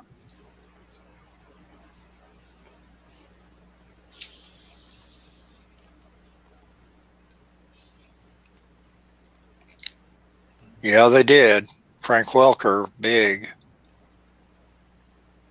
I have no idea who you guys are talking about. I'm Googling The animation. stuff, but I have no idea. Like 100 years ago, they used to have Saturday morning cartoons. Yeah. Yeah. Feels Pre-90s. like, yeah. Yeah, I have a horror story about that, but we won't go there on this show. But no, Well, it was every Saturday morning you sat there with your siblings and watched the Saturday morning cartoons. Until the 90s, when they screwed it all up. It took 3 or 4 alarm clocks and my mom yanking me out of bed to get me ready for school. Uh-huh. All I had to do was wake up on Saturday morning going, it's 4:30, the cartoons will be on in an hour. Yep. Let's go watch the test pattern until the Buck Rogers episode comes. No, I actually was reading a Calvin and Hobbes cartoon this afternoon with the exact same situation. He got up and was like, "Why is there this funky test pattern on the TV?" And Hobbes is reading the TV guide, going, "It doesn't come on for another 45 minutes." Yeah. Reading the TV guide as a book. It's not on the screen. It's a book that you open and you look and what day is it? What time is it? Okay. Yeah. And then the parents were like, "Why won't he get up like this on weekdays to go to school?" Uh-huh. Well, it's the same adage of if you have kids and you tell them to clean their room, they won't do it. But if they go to their friend's house and their friend's mom says, "Hey, friend, you need to clean your room," they will help their friend clean their friend's room, but they won't clean their own room. Like, wait, I told you to clean your room and you wouldn't do it, but you went to your friend's house and cleaned her room. Really? Yep, that's how it goes. Well, that's because you get to see new stuff at your friend's room. Yeah. At your own room, it's your stuff. You already know it's there. Yeah. It's not as much of an adventure. Yeah. Okay, I feel a little better. I think my blood sugar was getting low there. Oh, that's not good. I just stuffed my face. That's okay. We all do it.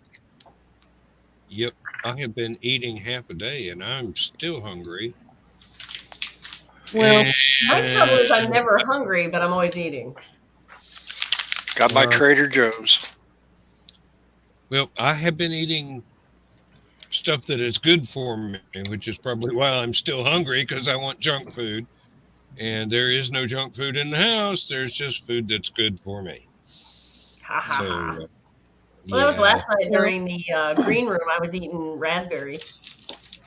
I love raspberries. I thought it was strawberries. It was after the raspberries ran out. Oh, okay. He keeps shutting down the green room too early. Steve Ellis kept dinging me last night. "Are you coming to the green room? Are you coming to the green room?" And I'm like, "Yes, we're just leaving the auction now. It'll be a few." And then about 10 minutes later, he said, "Carl closed it down." I'm like, "Okay, I'm sorry, but." Right. You have other things to do. Well, guess who? And a few of us know here, but my bestest buddy in the whole world, kindred spirit, soulmate, whatever you want to call her, friend, Laura is having her rotator cuff surgery done on Monday. So no, you don't. Anyway, baby. The last couple weeks I've been kind of a little bit vacant from the green room and that, because I've been helping getting things prepared for her, and then for me to take over responsibilities starting Monday and that. So this last night was the last auction that she was going to be able to go to for a couple months at least. So it was a little kind of bit of a tearjerker to go to the auction last night. Like, oh no, which next Friday I'll still go over to her dad's house and ask him if he wants to go. And if he goes, I'll take him and all that. But, you know, Laura's my auction buddy. And I told her, I said, if your dad doesn't go, I said, I probably won't go. And she's, oh, you go, you talk to the people there. They all like you and everything. I'm like, yeah, but they'll just keep asking questions about you. And then that's going to make me sad, which I know the surgery is for her better. She's been suffering from the dislocated shoulder since she was a teenager, and she's had over 100 of them. Wow. That's a long Yeah, time. it's and the last one that she had was when we were coming back from Elk Grove. We were about 5 miles north of Gilman, Illinois, on 57, and she started screaming because it was out so bad, and she ended up scaring me that night. But I got to let my faith be bigger than my fears. That's about what it comes down to. That's the best thing I've heard in a while.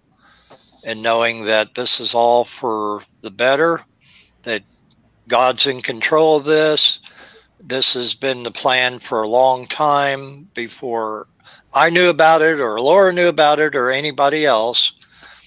And just, we get, hold on. So anyway, but that in a nutshell is the reason for my absence, is from the green room. And I do miss it, because then, few people I don't get to see that otherwise normally would. But well, I'm gonna call it a night too, because the master is headed to bed, so I'm gonna follow him.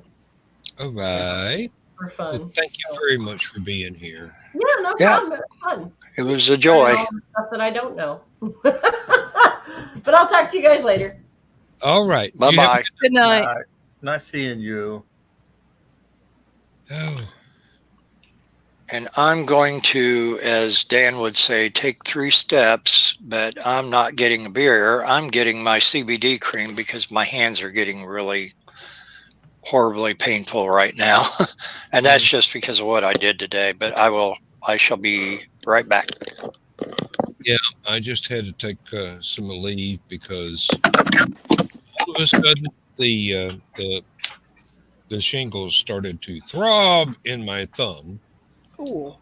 Yeah, well, that's where it hurts the worst, actually. I mean, it's all up and down my arm. Or it had been all up and down my arm, but now it's all the healing scars, basically. But the pain is still there. It makes arthritis feel like a walk in the park. Yeah. Been there, done that. Mm-hmm. Except mine was in a more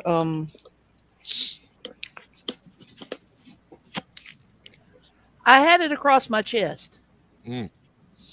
I understand completely. Okay, I was trying to figure out how to put that, and I just decided, no, I'm just going to say it. Hey, it's 1:45. No, 1:45 into the program. It's 12:45. So I think we can get by the Standards and Practices Committee with that one. Probably, yeah. But yeah, that was not pleasant, and the fact that we were on our way to Florida, to Orlando, and I had to have the seatbelt shoulder strap going across the whole floor. That was not fun. Mm-hmm. My biggest problem has been in the temporary break room that we've had at work. Somebody pulled the handle off of the microwave, and it still had the screws sticking out where the handle was attached, but they wouldn't replace the microwave. So we're having to open the door by prying it open as if our fingers were crowbars. And I keep catching the corner across the places where the outbreak was. And it's like, somebody hit me with a hammer. It'll feel so much better. I feel for you. I think if you took that microwave and threw it out the window, I bet they would replace it. No, we'd have to when it no longer works. We'd have to go outside and use it. Yeah. This company's, well, I'm not allowed to say anything bad about the company, no matter how true it is. So let's just say Well, you're not naming the company. Yeah, well, they don't. Yeah, I don't have to. Dan, just always start it by saying, "This is one thing I would never say about this company," and then just say it. Yeah. I worked for Future X Plastics for 6 years when I was married and living in Indiana. And they had a break room that had a window air conditioner unit in it. And people kept turning it up and it kept freezing up on them. And they would call the maintenance man to come in and fix it. And eventually he got tired of fixing it all the time. And he had turned it on low. And then he took the knob off so that you couldn't change it. Well, okay, our main tool in our toolbox that we have to run our lines is our big old honking pair of channel locks. So that was going to turn it. Yeah, really. Taking the knob off don't do nothing. It just makes it so that you have to have a tool. And humans are a tool-using species. Ta-da! I mean, present us with a challenge, why don't you? I've seen guys in the military that their job was to repair air conditioners. And they're usually on the Air Force side of the base. But you don't want to get the Army guys fixing air conditioners. Okay? The Air Force guys, that's a profession in the Air Force. Okay, But they'd come over and this one guy, these guys every night, they crank the AC. Of course, we're in the desert, understandable. But every morning, the thing would be froze up. First thing they'd do after chow, call there, they were constantly. It's like May 3rd, May 4th, May 5th, May 6th, May 7th.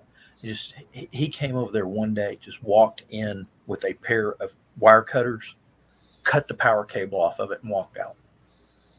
That fixed it. No more maintenance calls.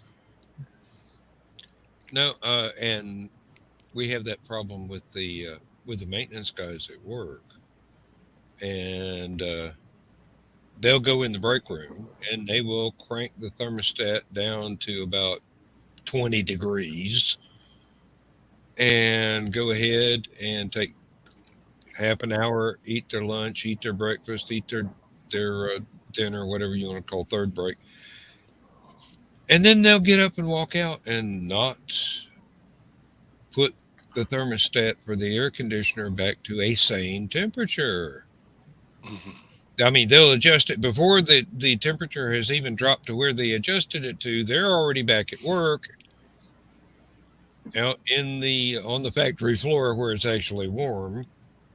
And I'm going, the company could save a whole lot on electricity if they just put a dummy thermostat there and let them play with it to their heart's content, and have the real thermostat locked up in the plant manager's office in a safe somewhere.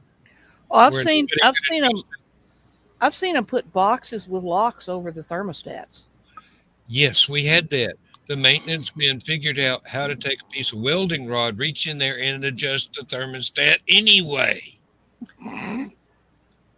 The military did that at all the National Guard armories. So we'd have this one classroom. You go in there in summer, and it's 85, 90 degrees. You're trying to give a class in this classroom. You go over, and the air conditioner just wasn't, doing anything because they had it set computerized. I went to the mess hall, filled up my coffee mug, put it in the microwave, got it boiling hot, went back in there and put it right up underneath the thermostat with a little metal box on the thermostat. And while the guy's giving his briefing, I'm just sitting there holding my coffee cup up underneath the thermostat. All of a sudden, the air conditioner comes on. It stayed on for the entire briefing. That place was an ice box.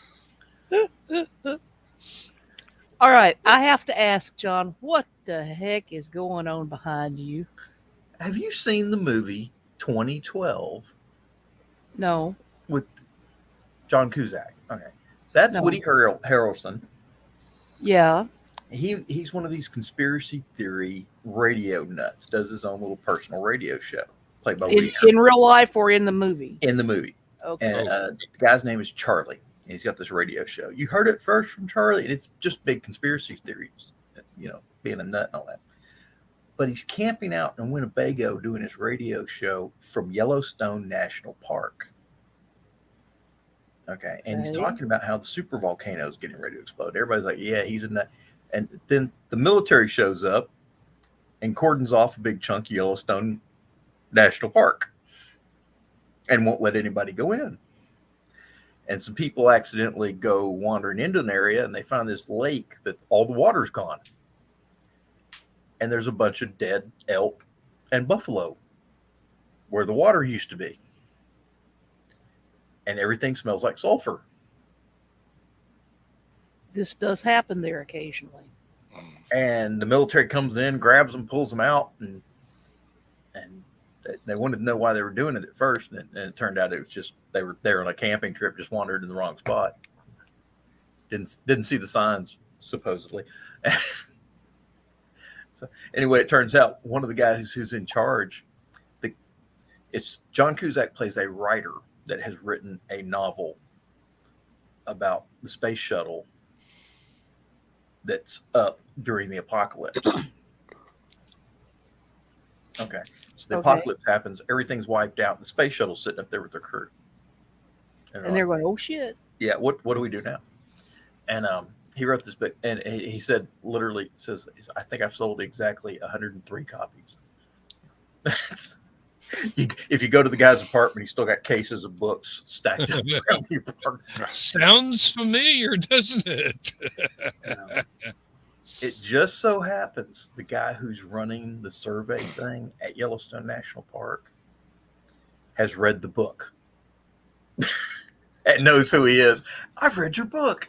He says, oh, you really bought one of my books?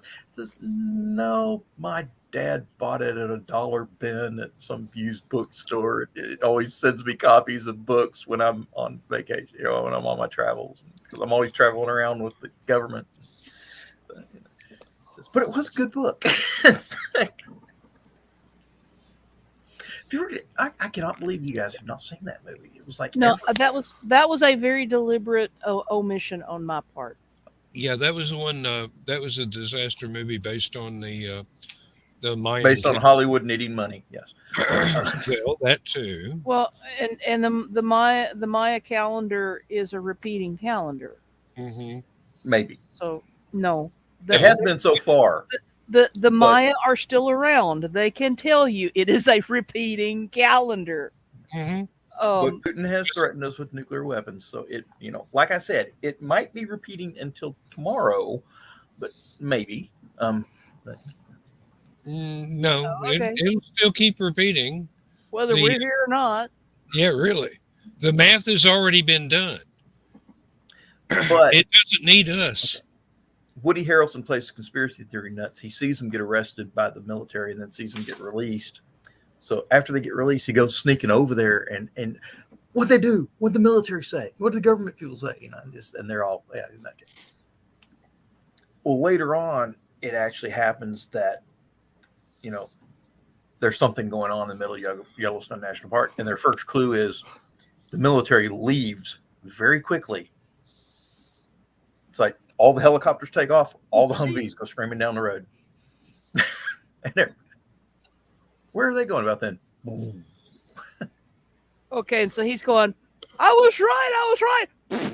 This is the scene where the volcano explodes. He's on a ridge somewhere in Yellowstone National Park, and he's got this remote backpack. That's what the antennas are you see behind him. He's got this remote backpack that transmits back to his RV that's doing the satellite radio show. And this is him going, I've got goosebumps, people, because the whole volcano just exploded. Yeah, does he not realize that he's not going to live 5 more minutes? No, he knew. Okay. They literally came by. Basically, he was recreating the guy that was photographing the Mount St. Helens as it exploded. Well, yeah, I've been to St. Helens, and the guy, the scientist that was killed there, the one that everybody hears, Vancouver, Vancouver, this is it, this is it. Well, what they never play on any of the TV shows, documentaries, is his full statement. Because there's one last "this is it" that they never play, and his voice cracks, and just he kind of breaks off, and you realize he's just realized he's about to die. That's kind of how he was doing. They asked him, "You want to come with us?" And he goes, "No, man, I'm good." And just, bye. And he has figured out of all these conspiracy theories that everybody thinks he's nuts for. He's figured out the planet's ending.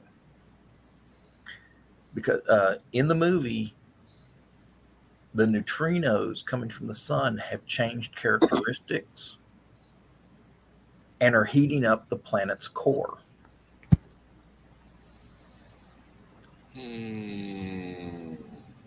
And the planet's core is getting a little bit more molten and more mobile, and the poles are shifting. And you wonder why I didn't watch it. Yeah, I've seen something on YouTube that talked about neutrinos don't work that way. No.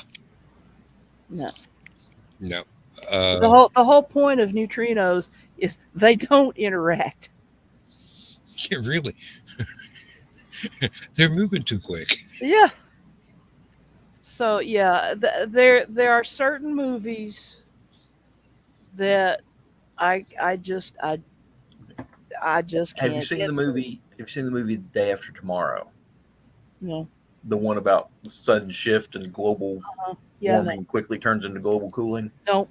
In a week. Nope. Ain't gonna do it. I will say, I have tried a couple of times to watch the movie Armageddon. I can't get through more than 5 minutes before I want to throw a brick through my TV screen. And those things cost money, Mm-hmm. So I really don't want to throw a brick through it. Yeah, really. So there are certain movies. I mean, I can usually tell when Daryl and I would go to the movies and we would watch the previews. I'd be like, "Oh, honey, we got to watch this one." As the next preview comes up, oh no, there's no way in hell we're going to that one.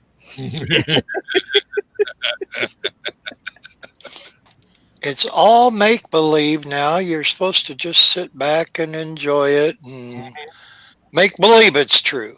Well, folks, we are 15 seconds into Last Man Standing, and I have not even started that show yet. So you go do that. I'll do this. Okay. Will anybody that wants to transfer over, you've got the links, and see you on the other side. Okay. Yeah, and I'm gonna transfer over to my bed. I'm probably gonna crash soon too, Dan. Don't mean to abandon you, but it's been a rough day today. Hey, if nobody's there, I'll just end the show after 5 minutes. I've been gardening for the last 3 days. Mm-hmm. I'm probably going to have something like that tomorrow from my day today. I'm already feeling it on the back of my neck. All right. Now's the time in the show. Joe couldn't be here tonight because he's down in. He's in my neck of the woods. Yeah. So I had dinner with him last night. I will say goodnight to everybody for Joe. Okay. And y'all have a good evening. And thank you for watching.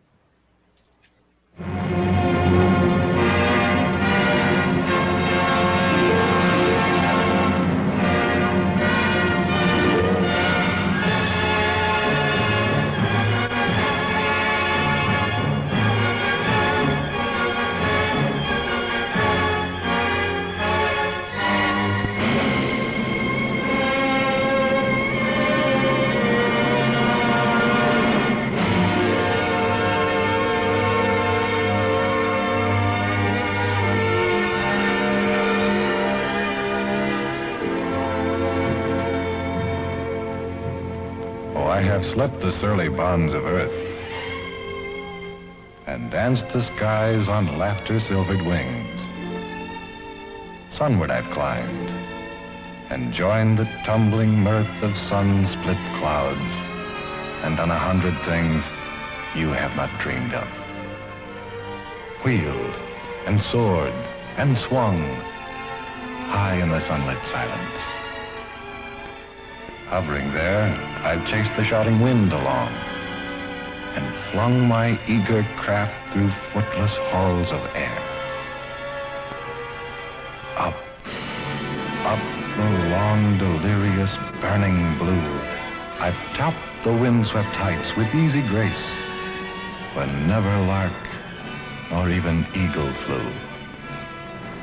And while with silent, lifting mind, I've trod the high, untrespassed sanctity of space, put out my hand and touched the face of God.